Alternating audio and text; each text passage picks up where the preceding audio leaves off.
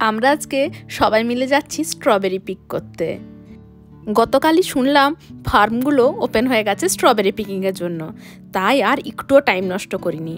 আর আজকের দিনটাও ছিল দারুণ সুন্দর, হালকা মেঘ মেঘ, ভাবছিলাম যদি বৃষ্টি পড়ে, কিন্তু না, বৃষ্টি পড়েনি, কিন্তু আবহাওয়াটা ছিল ভীষণ সুন্দর। আর এই যে দেখছেন স্ট্রবেরি পিকিংয়ের জন্য একদম বড় বালতি নিয়ে আমরা চলে এসেছি। আর এবছর এত স্ট্রবেরি ধরেছে, আর স্ট্রবেরিগুলো যথেষ্ট পেকে একদম নরম হয়ে গেছে। দেখুন আমার হাতের রঙটা দেখুন লাল হয়ে গেছে। আর আমরা আজকে মন ভরে যত পেরেছি তত স্ট্রবেরি তুলে নিয়েছি। আর এই স্ট্রবেরিগুলো জানেন যেমন স্বাদ আর তেমনই সুন্দর একটা গন্ধ।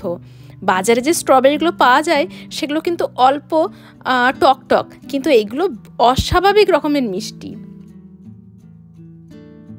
6 কেজি স্ট্রবেরি তুলে বীরের মতো এখন বাড়ি যাচ্ছি।